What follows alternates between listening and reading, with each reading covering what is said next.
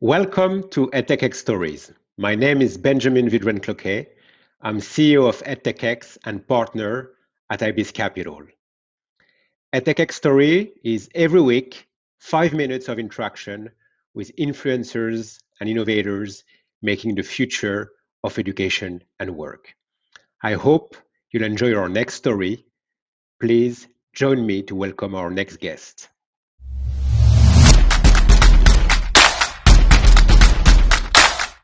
Hi, I'm Allison Baum Gates. I was born in Burr Ridge, Illinois in the 80s, and I currently live in San Francisco.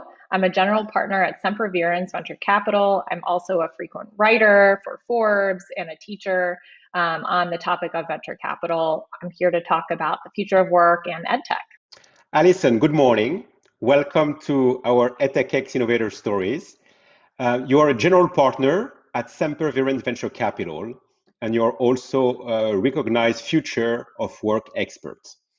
We met, I remember, a couple of years ago, and at the time you were investing in EdTech and human capital. And I guess my first question to you is, how did you discover your career path? And is there a defining moment or someone in your life that inspired you to become a venture capitalist?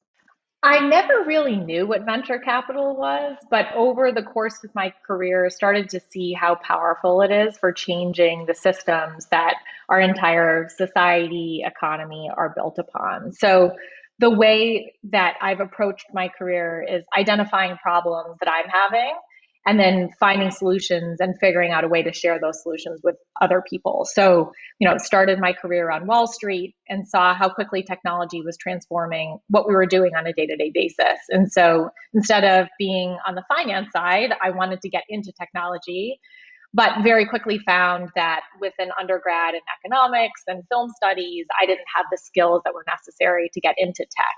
And so became very alarmed by this challenge of we're not teaching the right skills in undergrad and in K through 12 that are most valued in the employment landscape. And so at that time, really found that to be a problem for myself, only a few years out of school with every privilege that I could possibly have. And so figured if that was a problem for me, it was going to be a really big problem as our economy transitions to this more technology driven economy. And that's when I met the founders of General Assembly and jumped on board to help solve this problem for myself and other people by providing people with the technology skills they need to pursue work that they love. So helped build and launch those programs in New York. And then as our company scaled, we realized the problem was global. So I moved to Asia and launched our business there.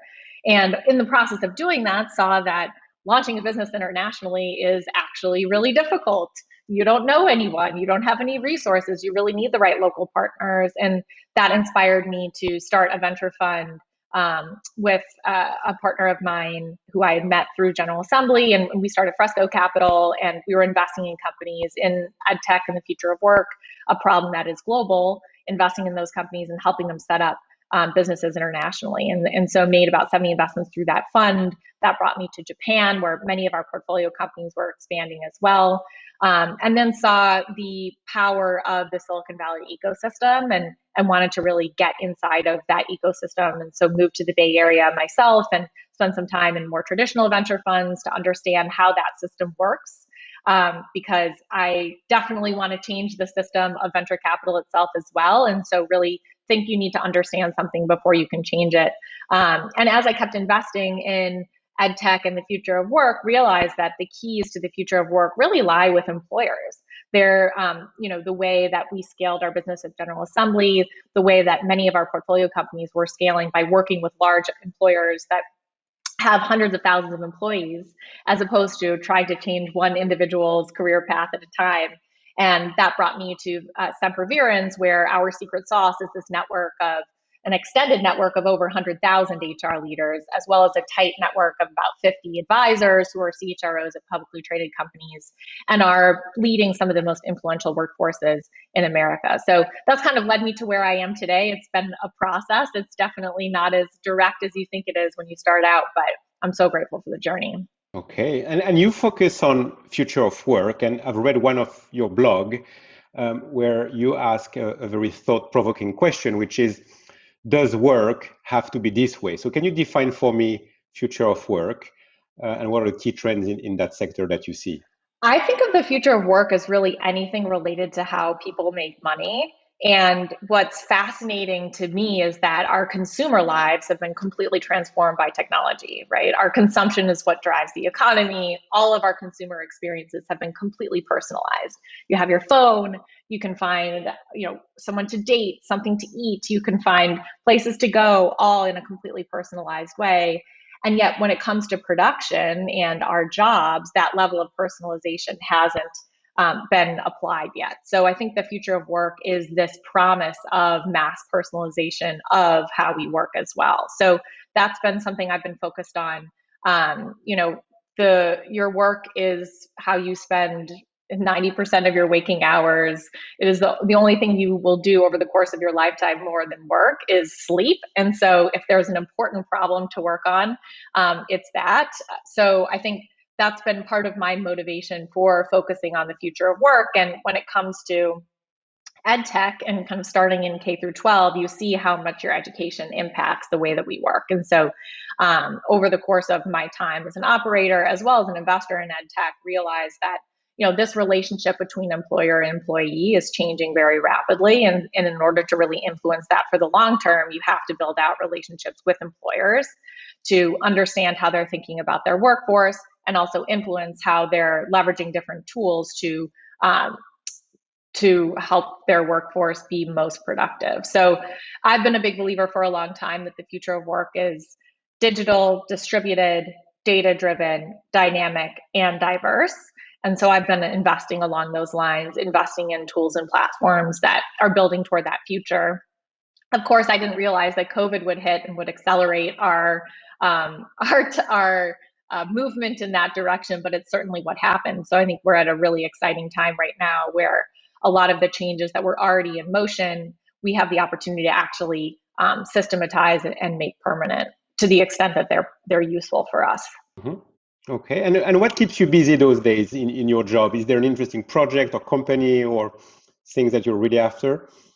Well, over the course of my career, I think I've made about 75 venture investments. So certainly busy with our portfolio. But as I mentioned, I think the key to the future of work really lies with employers. And so a big part of what I spend my time doing at SemperVirens is building and working with our community of HR leaders. As I mentioned before, the future of work is about this promise of mass personalization of how we work. And for a long time, technology hadn't touched our work lives. And one of the trends we've been seeing is that HR is actually becoming a more strategic function within a company because employers are trying to figure out how to get the most out of their workforce, how to unlock the creativity from their employees. And so we have built and manage a community of about 50 HR advisors, including some of the most prominent CHROs in America, who manage kind of some of the most influential workforces. And so spend a lot of time with them understanding what's on their plate, what kind of holes in their strategy can be filled or augmented with technology, and then connecting our portfolio companies with them so that Silicon Valley and kind of the exciting stuff that's happening with technology can get into the hands of all employers and all employees. Because certainly technology shouldn't be built in a bubble. It should be built alongside those who are using it. So I spend a lot of time doing that. Okay, and I read as well in your blogs that you commented quite often on the issue of gender imbalance in the VC and the tech industry. And I just wanted to get your perspective of, how is your vision of the future of work tackling this issue? What do you do to solve that issue? The future of work is 5 things, right? Digital, distributed, data-driven, dynamic, and diverse. And diversity is the promise of not only gender or racial diversity, but this idea that when you have a group of people who all think in different ways and are leaning into their specific talents, you have a much stronger organization that is more resilient and kind of protected against these unforeseeable circumstances. So I think diversity is a business imperative, and it's hard to build diversity at the business level unless you have diversity at every level of the system. And so I think that's a really important element of what I'm doing, not only through our investments and tools that provide employers with new types of benefits for their employees that provide caregiving or infertility treatment, or helping women come back to the workforce. Those are all kind of tools that allow women or underrepresented minorities to thrive in the enterprise environment. So that's a big piece of what we're doing. And on the venture side, I think in order to see those opportunities and recognize their power, you need diversity at the investment level too. So it's just about bringing diversity into every level of the system, and that requires certainly a change in the way we see opportunities and discuss opportunities, and how we empower those types of people. So that's a big part. But I think also transparency is a really important element of fostering diversity in a workforce, as well as in industries like venture capital and technology. The system was kind of built by one type of person, and so inherently favors that type of person. And it may seem intuitive to a white male how to navigate these industries because they've grown up around it. They talk about their friends with it. It makes a lot of sense to them. So the more we can render that kind of invisible process visible, we can, one, see the ways in which it is inherently discriminatory or challenging for people that are not part of that in-group, and then two, also share insight for people that are not part of that in-group to figure out how to navigate it in the way that it stands today as well. And so let me ask you a provoking question maybe, is have you ever found yourself be diversity bias or gender bias in your investment decision? We all have biases, and certainly there are ways in which we are shaped by our environment. So I think, of course, there have been biases in my decisions, both for and against, and in ways that I'm not even aware of. But I think the key is self-awareness and being able to reflect on your own process and iterate over time, as well as surrounding yourself with people that will highlight to you, have you ever thought that you might be reacting to this situation that way, or this founder that way, or this industry that way because of an experience you've had? And having that trust and openness with your community of peers is really critical. So that's been eye-opening for the ways in which I've unintentionally biased my decisions as well. But I think that's also the importance of having diverse partnerships, right? Everybody has their own biases. You can't avoid that. We all have had formative experiences throughout our life that make us who we are today. And so having people that come from different backgrounds, you can really highlight what you might be missing with your own perspective. Okay, very good. Thank you. I have now for you 7 rapid fire questions. So I'm going to ask you A or B, and you're going to have to answer very quickly without thinking too much. So I'll start now. State school or private school? Ooh, private school. Work from home, work from anywhere? Flipped workplace, C. Investing or fundraising? Always both. That's the story of venture capital. You're cheating. You're cheating. I disagree with the premise of the question. For profit or impact? They're the same thing. Okay. A false choice. False choice. Teacher or technology? Technology. Grit or grades? Grit. Elon Musk or Whitney Wolf? Whitney Wolf. Okay, very good. Finally, a last question. We're getting to the end of this interview. Who would you like to nominate to be part of our next EdTechX Innovator Stories, and tell us why, please? Who would you nominate?